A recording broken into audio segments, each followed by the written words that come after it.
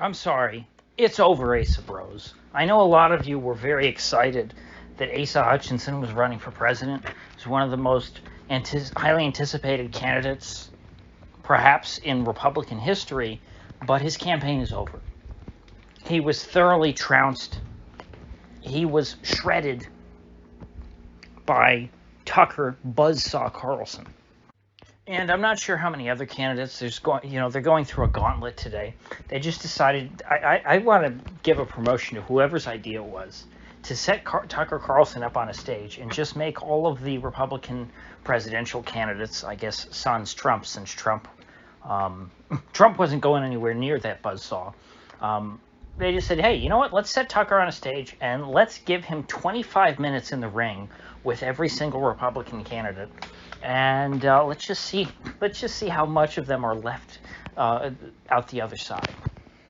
I mean, it makes for excellent TV. It's better than anything we would have gotten on Fox. On Fox, you got what with commercials, 40 minutes of Tucker. This is like 10 hours of Tucker. It's just, I mean, it is quality entertainment. But in all seriousness, before today, I'm sure none of you had ever heard of Asa Hutchinson. I knew who he was, but he's not an important person. He's not a relevant figure.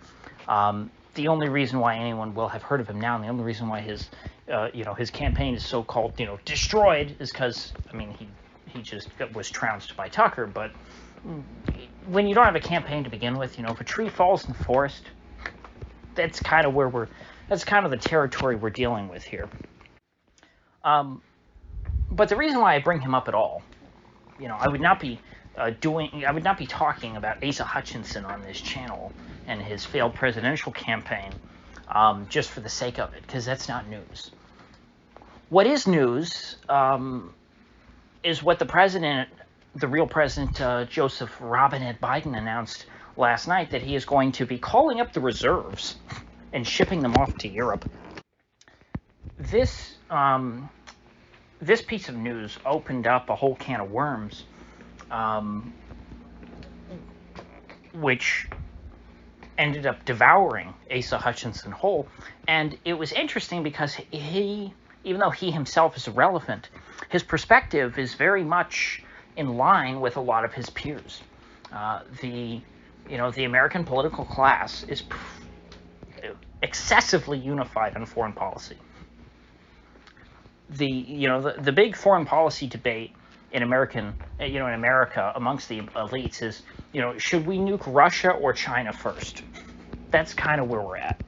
And on that question in particular, I think that Asa Hutchinson probably comes, I think he's a moderate. I think he probably thinks that we should bomb both at the exact same time.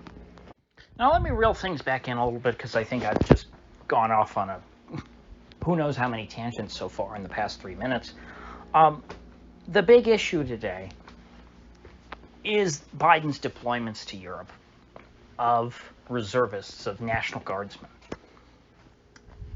Is this in and of itself the end of the world? No. Just like deploying the 101st Airborne to Romania was not the end of the world. But it is yet another escalation. It is Joe Biden saying, hey, we're going to need to call up reservists because, we don't have enough ground troops to bolster our position in Europe, because we're all we here in America, we're very concerned about our military positioning in Europe, aren't we? It's very important, as Asa Hutchinson points out, that the U.S. military projects power in Europe, and that's why, Tucker's idea of using the military to protect America, is foolhardy, short-sighted, and all around just unrealistic. It's amazing watching a man articulate what I'm sure he believes, because this is the truth. This is a very mainstream position amongst people who associate with Asa Hutchinson.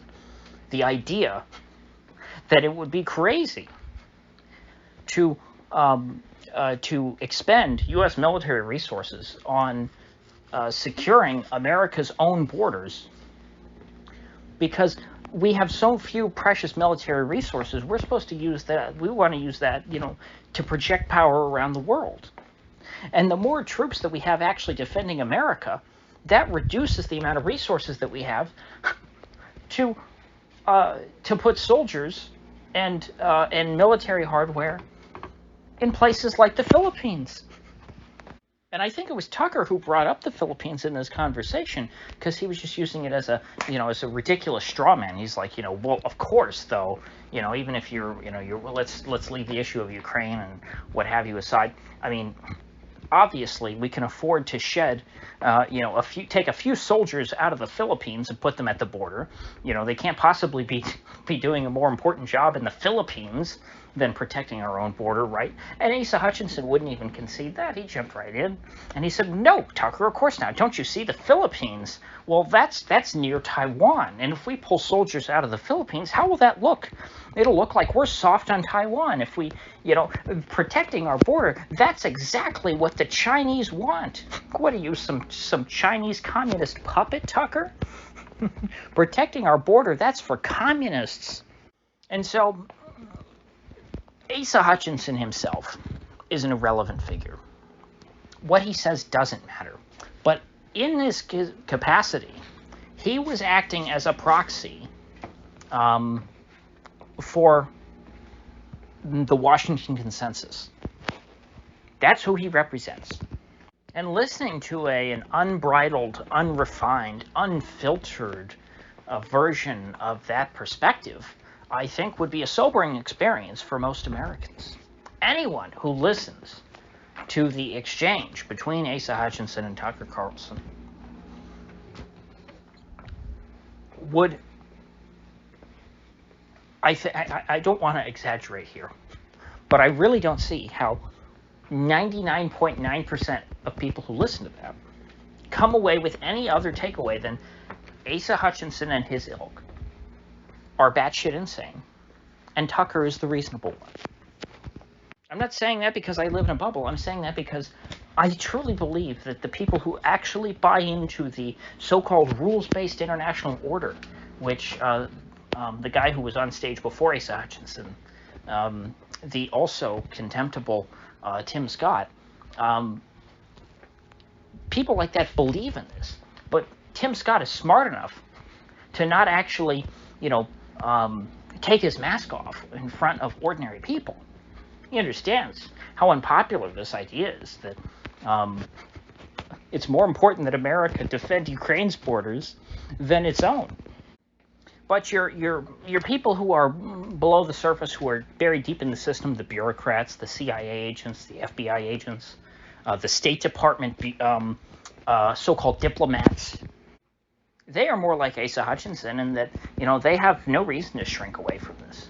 They think that they're 100% right, and they think that anyone who thinks differently, they're the crazy ones. Because you see, even if those troops are not fighting Russia or China at the moment, we need to leave open the possibility that we could go to war simultaneously with Russia or China at any time and take them on both at once. And that's the connection between what Hutchinson said and the actions that are being taken by Biden now. Do I think that Biden is really calling up, 3,000 reservists and sending them to Europe? Do I really think that Biden is sending an invasion force of 3,000 troops to Europe? No, of course not.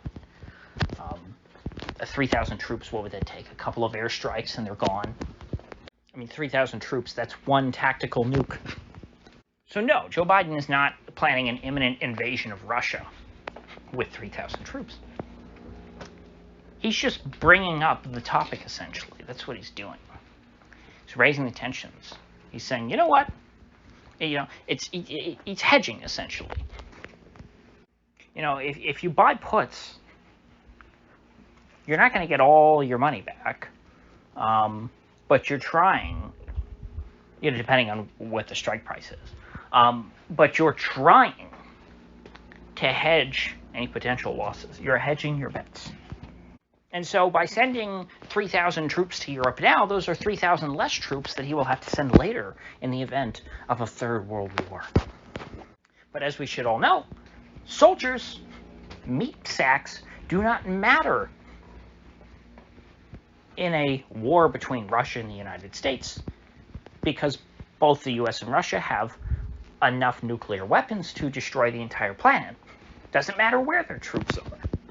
All the troops on both sides will all be dead. So in conclusion, we are run by a cabal of genocidal psychopaths who either are complicit, in the case of Asa Hutchinson, or expressly endorse, in the case of Joe Biden, the chemical castration, at the very least, of your children, but also the surgical castration of your children. The American elite are a death cult. There's no other way to look at that. They want to butcher children, and they want to turn the entire planet into a sheet of glass. That is the logical conclusion. That's the ultimate end of their ideology. That's what it means to believe in a rules-based international order. That's what it means to believe that, America is the global superpower. And that's why you can't run from the culture war. They're one and the same. These people worship a false god who demands blood in his name. Some call him by many names: progress, American exceptionalism, the Great Reset, the rules-based international order, liberalism, progressivism. These are all words with seemingly different meanings that represent the same concept, the same entity, Moloch. There, that was unintentional, but the religious reference makes sense, considering that this was explicitly a religious gathering in Iowa, in which Tucker was brought in to slaughter these pigs. But anyway, with that said, I will see you folks back here tomorrow.